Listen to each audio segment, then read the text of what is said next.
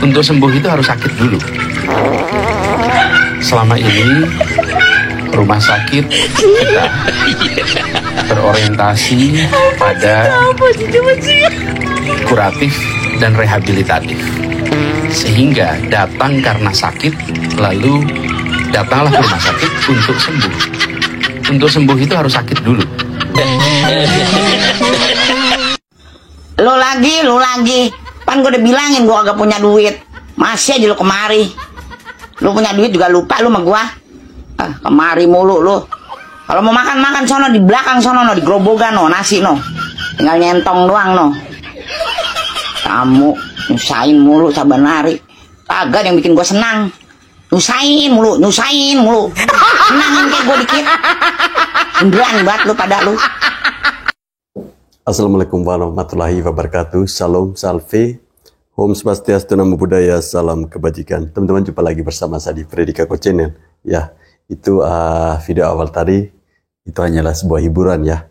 Nah teman-teman, beberapa menit ke depan saya akan menunjukkan kepada teman-teman semua reaksi-reaksi dari netizen Indonesia bagaimana gagalnya Anies Baswedan untuk menjadi bakal calon gubernur DKI Jakarta ya. Ya, ada sebuah komentar yang mengatakan bahwa Anies itu butuh partai atau partai butuh Anies. Ada yang mengatakan bahwa yang membutuhkan Anies itu partai. Ya. Jadi, kalau misalnya benar partai itu membutuhkan Anies, lalu kenapa PKS kok kesulitan ya? Sekarang malah mau meninggalkan Anies dan ikut bergabung dengan Koalisi Indonesia Maju. Nah, seharusnya ya teman-teman, menurut saya jika Anies ini merasa bahwa dia ini masih layak untuk memimpin DKI Jakarta, cobalah untuk maju dari jalur independen ya. Katanya sih masih banyak yang ngedukung dia ya teman-teman. Nah, untuk lebih jelasnya mari kita bersama-sama menyimak reaksi-reaksi netizen berikut ini ya, tentunya terkait dengan Anies Baswedan. Benarkah ada skenario penjagalan Anies di dalam Pilgub Jakarta? Ada berita baru guys. Dimuat dari Koran Tempo mengatakan partai politik dan pendukung Jokowi sedang menyiapkan politik kotor untuk menjegal Anies dalam Pilgub Jakarta. Narasi seperti ini oleh Tempo, saya memandangnya sebagai narasi yang memprovokasi. Alih-alih tugas media massa seharusnya bisa mengedukasi agar masyarakat luas tidak buta dengan politik. Kita harus sama-sama tahu dulu, kota kosong bukanlah hal yang haram dalam politik dan itu dibolehkan. Fenomena kota kosong ini bisa terjadi karena beberapa hal. Yang pertama, karena kegagalan kaderisasi dalam partai politik. Yang kedua, karena tidak adanya calon-calon yang mempunyai kemampuan sebagai kepemimpinan. Kalau kita bahas soal Pak Anies Baswedan, kita sama-sama tahu beliau adalah sosok yang masih pantas menjadi pemimpin. Namun di lain hal, kita juga harus tahu, juga harus mawas diri bahwasannya Pak Anies Baswedan tidak terafiliasi atau tidak tergabung dalam partai politik manapun. Sehingga hal inilah yang membuat susah untuk Pak Anies mendapatkan tiket dan dukungan dari beberapa partai politik lainnya. Kecuali kemarin Pak Anies memutuskan untuk maju dalam jalur independen, tapi sayang disayang jalur independen kan sudah tutup. Kita memang menyadari skema kandidat tunggal dan kota kosong ini memang sangat disayangkan sekali karena ini akan merusak demokrasi dan menurunnya nilai-nilai demokrasi itu sendiri. Bila mana partai politik beramai-ramai untuk mengusung kandidat tunggal yang membangun koalisi besar.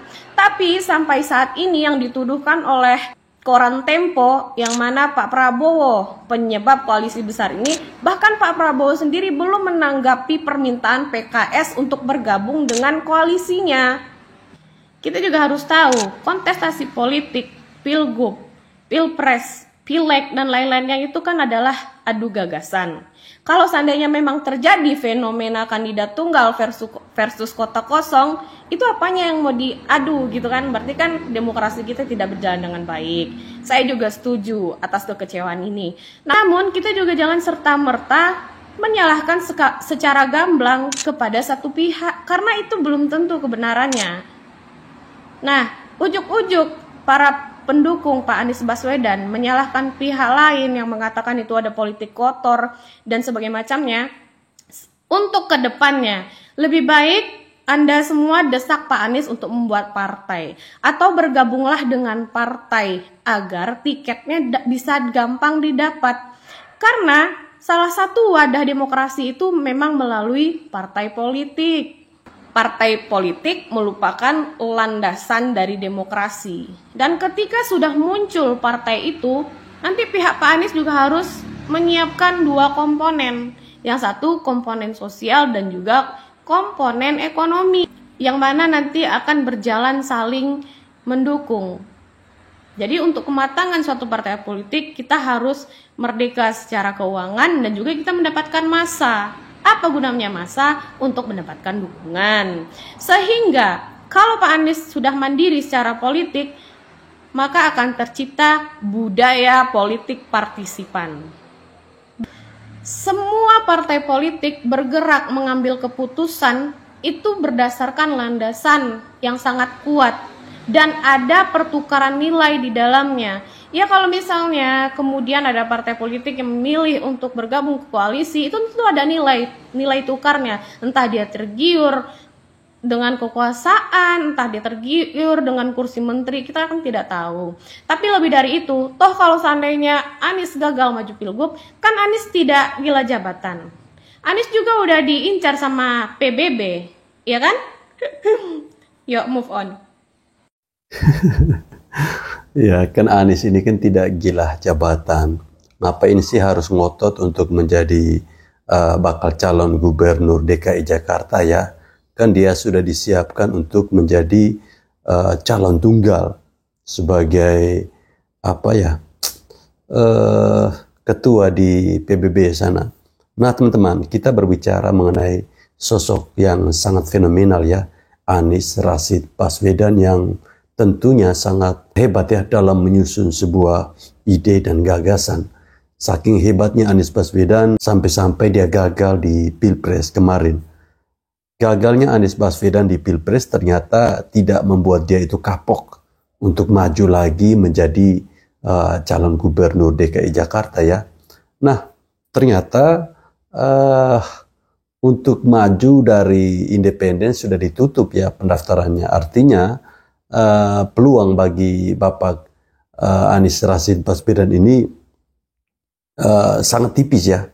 Nah, berbicara mengenai bagaimana katanya ya masyarakat di DKI Jakarta masih menginginkan agar Bapak Anies Rashid Baswedan ini kembali memimpin DKI Jakarta.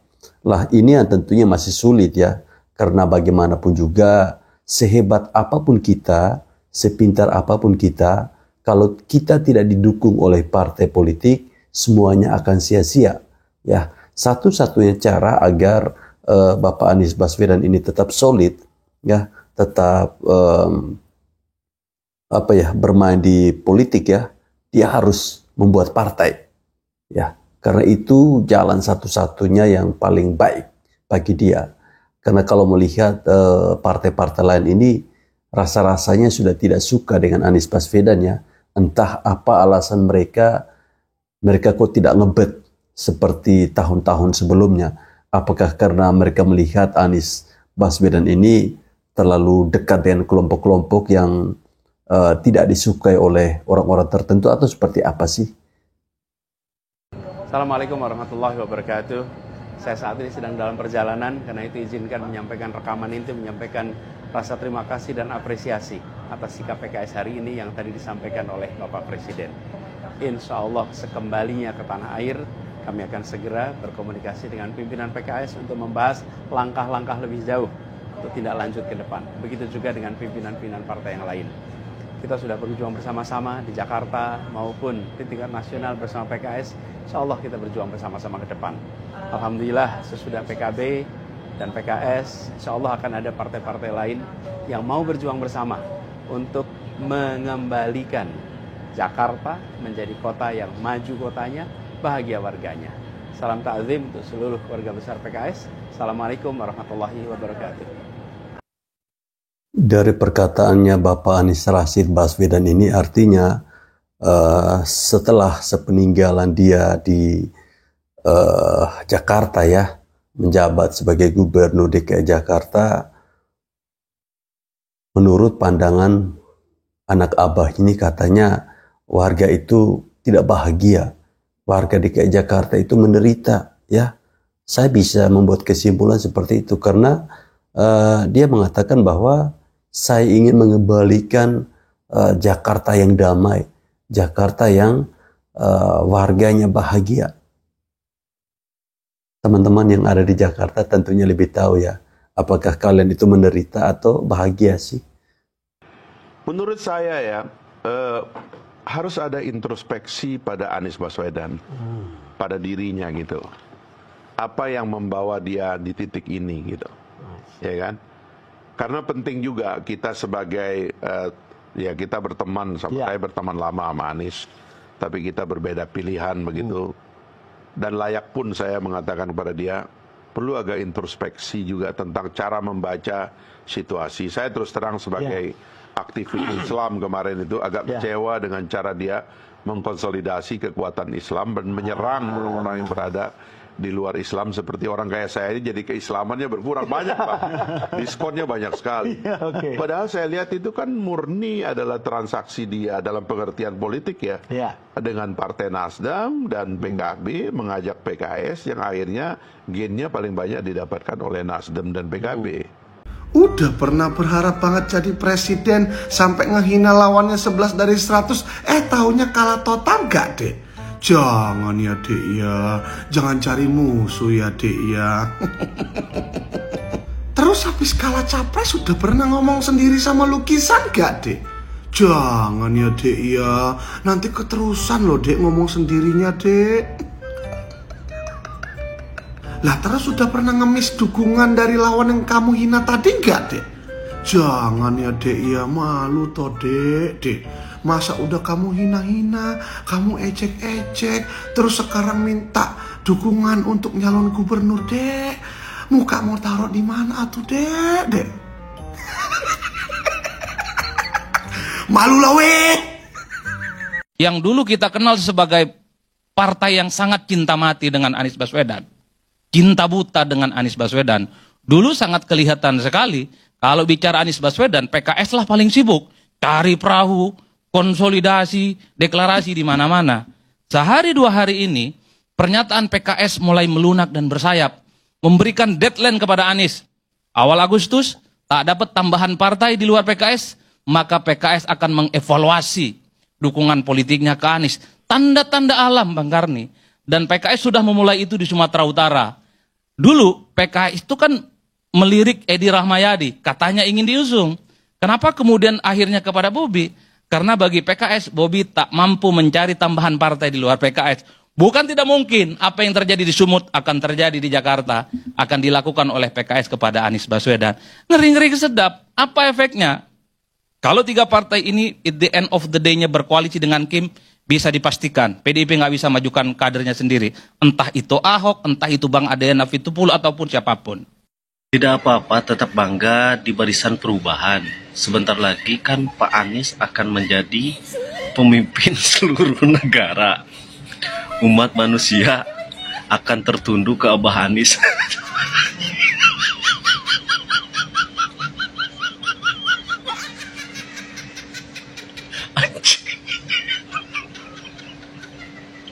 Pemimpin seluruh negara.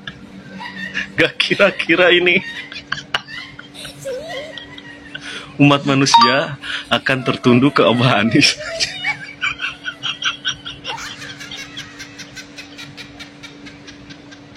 Hebat bener. Astagfirullahaladzim. Ampun, gak bisa berkata apa-apa lagi. Ya Allah, ya Allah. Kira-kira teman-teman, pemimpin seluruh negara ini negara mana ya? Terus seluruh umat manusia akan tertunduk kepada Abah Anies. Wow, mengerikan sekali ya.